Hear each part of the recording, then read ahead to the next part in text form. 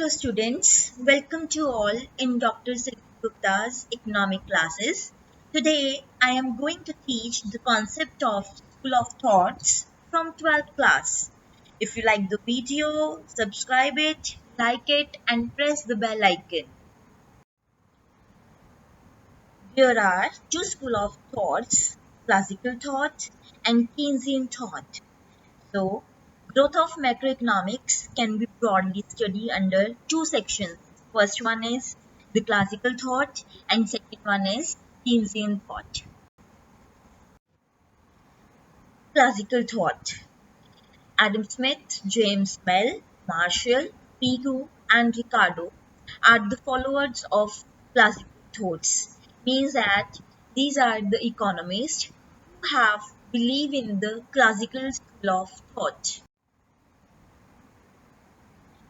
They advocated the free economy, means economy without the role of the government, means that all the activities are performed by the market forces but not by the government.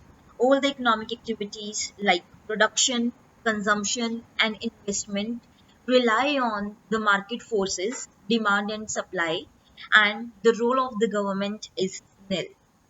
Moreover, decisions like what to produce, how to produce, and for whom to produce are taken by the market forces, not by the government. The major aim in this economy is to earn the maximum profit. Why? Because the role of the government is very low. So, all the economic activities are performed just only to earn the profits. Second one is they have belief in the full employment. According to them, equilibrium situation always take place when there is full employment into an economy. There is no unemployment, and this says that it is a permanent situation. If there is any kind of the fluctuations can be corrected just with the automatic adjustment in market forces but not by the role of the government.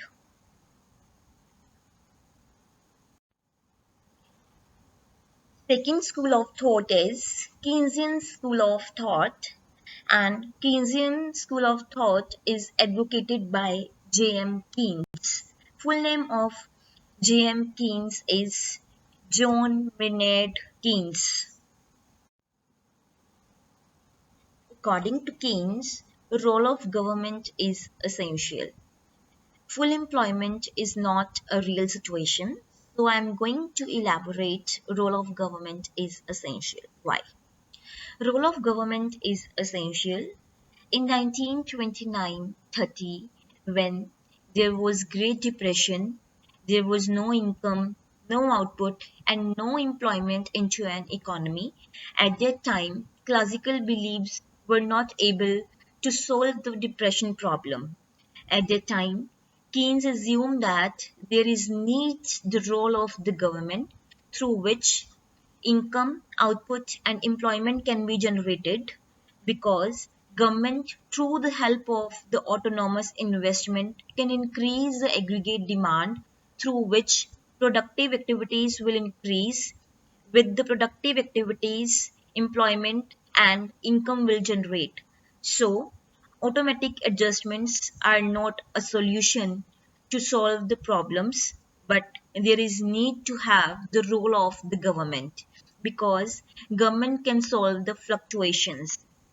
Secondly, full employment is not a real situation. Full employment is not a real situation. It is a temporary situation. There is always underemployment into an economy, means that all the resources are not fully utilized. Whenever there is any kind of the fluctuations, all the fluctuations are solved by the government. Here, the economic activities are performed by the government, not by the market forces. Means that the major aim over here is to earn the social welfare at the same time where the major aim is to earn the profits.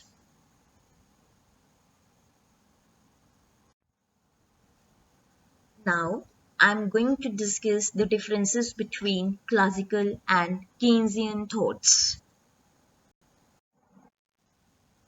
The first difference is based on the meaning.